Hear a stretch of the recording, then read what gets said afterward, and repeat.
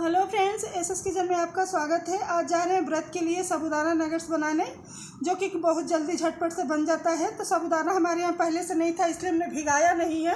तो चलिए बिना भिगाई से बना के तैयार करते हैं। तो साबूदाना अभी हमारे यहाँ आया है, तो इसको हमने भिगाया नहीं था, टाइम कम है और अभी रात का टाइम है। तो चलिए इसका हम ऐसे ही डायरेक्ट पीस के बनाएंगे बिना भिगाए साबूदाने का।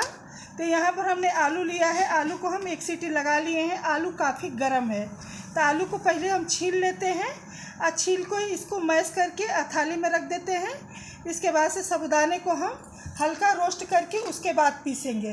तो पहले आलू को छील लेते हैं, उसके बाद से दिखाते हैं। तो यहाँ पर हमने आलू तोड़ लिया है, इसे ठंडा कर लेते हैं, उसके बाद दिखाते हैं।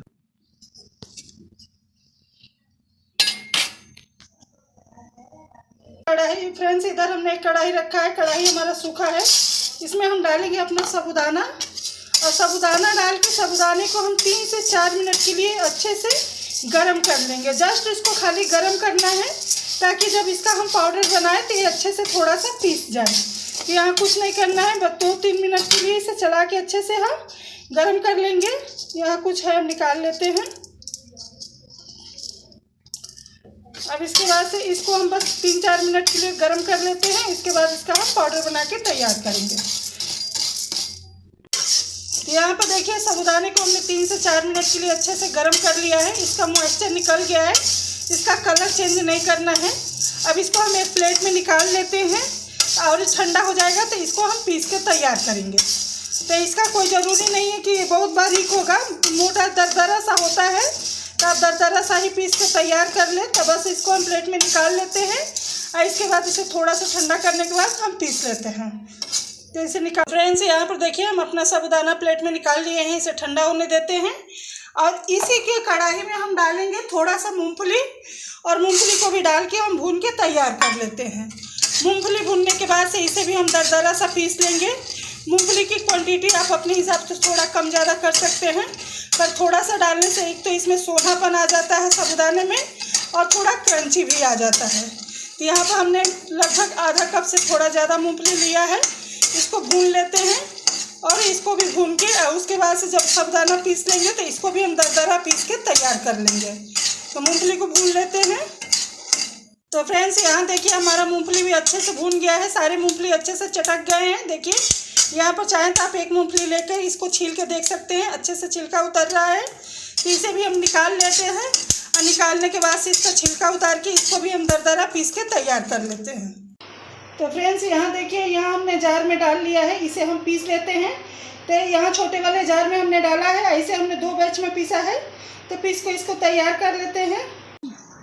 तो फ्रेंड्स, यहाँ पर हमने आलू को रख दिया था, मतलब चम्मच से मैश होकर ठंडा होने के लिए। अगर आलू गीला रहता है तो इसमें ज़्यादा मॉइस्चर होता है, सूख जाने के बाद से ठंडा होने के बाद थोड़ा कम हो जाता है। तो हमने तुरंत उबाला था, तो इसलिए इसको हमने पंखे के आगे रख दिया है। अब यहाँ हम डाल रहे हैं अपना पिसा हुआ साबूदाना, वज़न में 250 ग्राम है। इसी के साथ इसमें हम डालेंगे मसाले। तो यहाँ हम डाल रहे हैं हरी मिर्च, आप अपने हिसाब से डालें। लाल मिर्च खाते हो तो लाल मिर्च भी डाल सकते हो। इसी के साथ हम डालेंगे इसमें सेंधा नमक।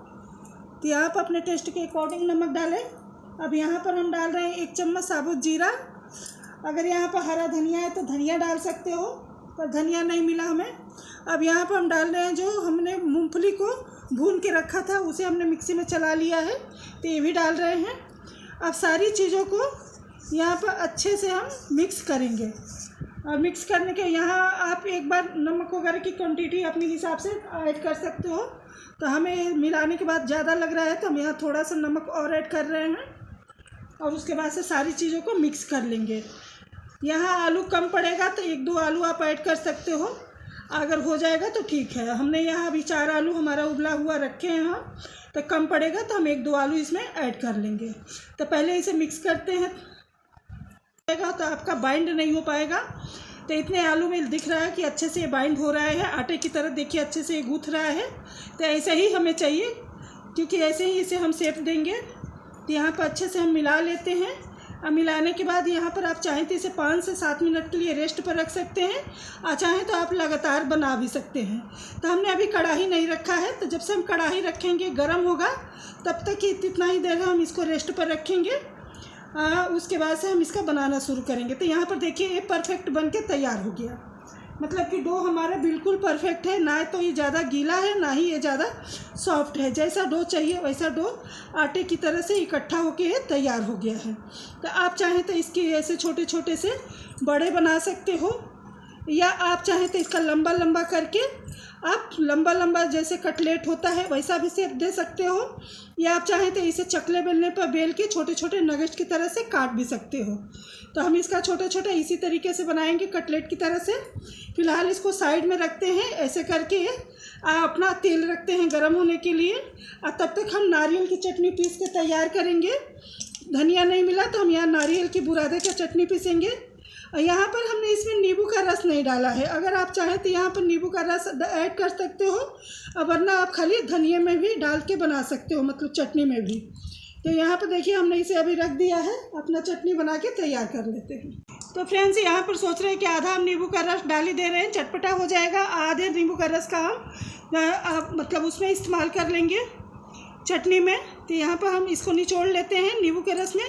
रस ज़्यादा है, हाथ फिसल रहा है क्योंकि हाथ गीला है आलू वाला, इसलिए। तो यहाँ पर देखिए इसको डाल के अच्छे से अब मिला लेते हैं।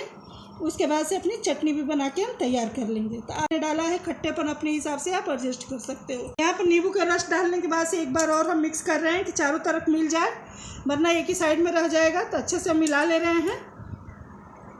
यहाँ पर देखिए यहाँ पर इसे हमने अच्छे से मैश कर लिया है। अब यहाँ पर आप चाहें तो अपने हिसाब से इसे टिक्की बना सकते हैं, गोल गोल बड़ा बना सकते हैं, पर हम इसका कटलेट का शेप देंगे। तो इस तरीके से करके इसको छोटा बड़ा अपने हिसाब से आप शेप दे सकते हैं। तो हम इस तरीके का इसका शेप दे रहे हैं।